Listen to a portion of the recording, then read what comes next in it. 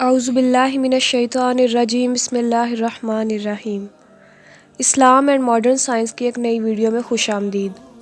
سورہ نمل آیت نمبر 17-18 میں اللہ پاک ارشاد فرماتے ہیں، اور سلیمان علیہ السلام کے لیے ان کے لشکر جنوں، انسانوں اور پرندوں میں سے جمع کیے گئے تھے، چنانچہ بغرض نظم و تربیت ان کی خدمت میں روکے جاتے تھے، یہاں تک کہ جب وہ لشکر چیونٹیوں کے میدان پر پہنچے تو ایک چیونٹی کہنے لگی، اے چیونٹیوں، اپنی رہائش گاہوں میں داخل ہو جاؤ، کہیں سلیمان علیہ السلام اور ان کے لشکر تمہیں کچل نہ دیں، اس حال میں کہ انہیں خبر ہی نہ ہو۔ ان آیات کریمہ میں ہمیں چیونٹیوں کی دو اہم خصوصیات کا پتہ چلتا ہے۔ نمبر 1 کہ چیونٹیاں آپس میں گفتگو کر سکتی ہیں۔ نمبر 2 چیونٹیاں اپنی طرف آنے والے خطرے کو پہچان لیتی ہیں۔ پرانے وقتوں میں کفار قرآن پاک کی آیات کو کہانیوں کی کتاب سمجھتے تھے۔ وہ قرآن پاک کی حقانیت جانے بغیر ان آیات کا مذاق اڑاتے تھے۔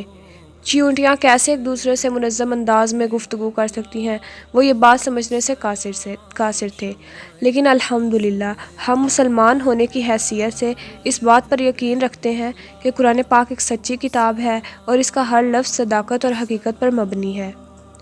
چیونٹیاں ایسی مخلوق ہیں جن کے زندگی گزارنے کا انداز انسانوں سے کافی حد تک ملتا جلتا ہے۔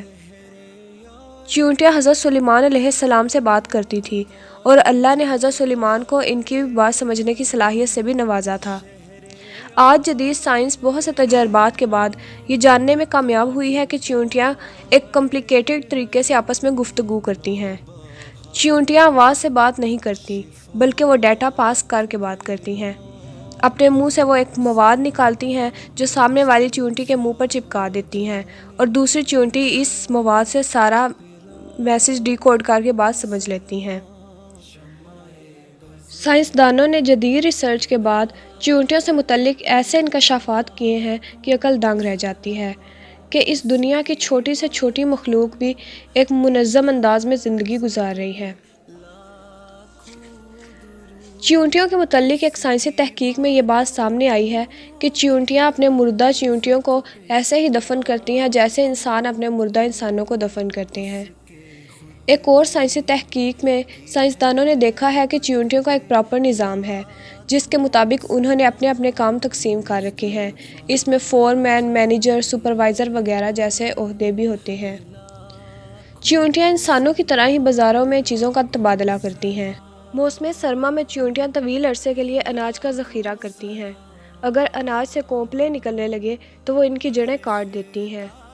یہاں دلچسپ بات یہ ہے کہ اناج اور بیجوں کو جمع کرنے اور اپنے بلوں میں لے جانے کے بعد چیونٹیاں انہیں 2 حصوں میں توڑ دیتی ہیں، جبکہ دھنیے کے بیج کو 4 حصوں میں تقسیم کرتی ہیں، کیونکہ دھنیے کا بیج 2 حصوں میں بٹنے کے بعد بھی پھوٹ سکتا ہے۔ اس کے علاوہ اگر بارشوں کی وجہ سے ان کا ذخیرہ کیا ہوا اناج گیلا ہو جائے تو چیونٹیاں انہیں خشک کرنے کے لیے دھوپ میں ڈال دیتی ہیں، اور جب خشک ہو جائے تو اسے اپنے بلوں میں لے جاتی ہیں۔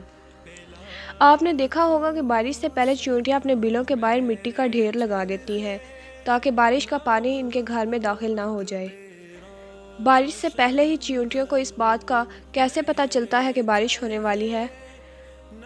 جدید ریسرچ سے یہ بات ثابت ہوئی ہے کہ چیونٹیوں میں قدرتی طور پر ایک سینسر ہوتا ہے جسے ہائیڈروفولک کہتے ہیں۔ جس میں ہوا میں نمی کا تناسب بڑھ جاتا ہے تو یہ سینسر اس بات سے آگاہ کرتا ہے کہ بارش آنے والی ہے۔